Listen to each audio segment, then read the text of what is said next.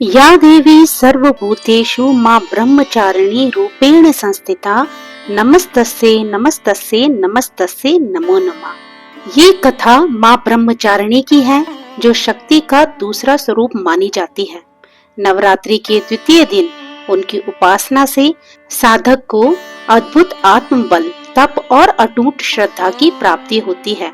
माँ का स्वरूप अत्यंत तेजस्विनी, शांति और करुणा से परिपूर्ण है। उनके दाएं हाथ में जपमाला और बाएं हाथ में कमंडल है, जो साधना, भक्ति और संयम का प्रतीक है। कहते हैं कि कठोर तपस्या और अनवरत साधना के बल पर मां ब्रह्मचारिणी ने स्वयं भगवान शिव को पति रूप में प्राप्त किया। अतः मां की आराधना से मनुष्य को जीवन में तप, त्याग, संयम और भक्ति का अमूल्य वरदान मिलता है। उनके चरणों में नमन करने से साधक का जीवन सद्गुणों से अलौकिक होता है। तो चलिए भक्तों, पूरी श्रद्धा भक्ति के साथ आज मां ब्रह्मचारिणी की कथा का श्रवण करते हैं। आप इस कथा को अंत तक सुनिएगा। आपको अच्छी लगी तो आप इसे लाइक कीजिएगा।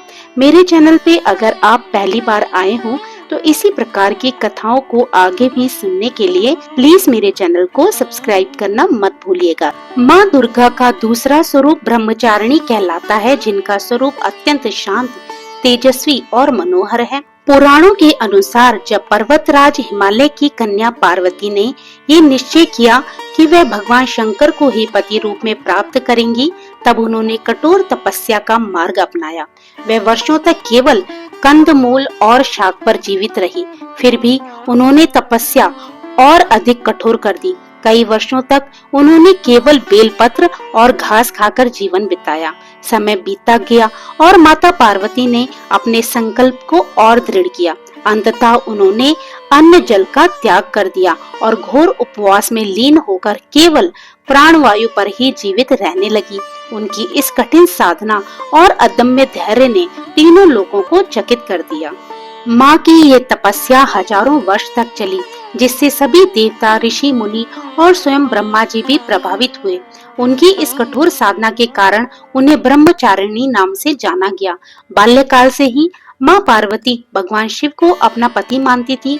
जब नारद मुनि ने उन्हें बताया कि पूर्व जन्म में वे सती थी और शिव जी को पुनः प्राप्त करने के लिए अब उन्हें कठोर तपस्या करनी होगी, तब माता ने संकल्प लिया कि वह हर कठिनाई सहकर भी अपने आराध्य शिव को पति के रूप में प्राप्त करेगी। फिर उन्होंने राजसी सुखों का त्याग कर वन में जाकर कठिन तपस्या आरंभ की और ये संकल्प उनकी अद्वितीय आस्था और समर्पण का प्रतीक था। उनकी आराधना इतनी प्रचंड थी कि समस्त लोकों में ऊर्जा का संचार होने लगा। देवताओं ने भगवान विष्णु से अनुरोध किया कि वे माता पार्वती की परीक्षा लें। भगवान विष्णु ने स्वयं उनके धैर्य और समर्पण की परीक्षा ली और अंततः सभी देवताओं ने उन्हें आशीर्वाद दिया कि वे अपने तप से भगवान शिव को प्राप्त करेंगी।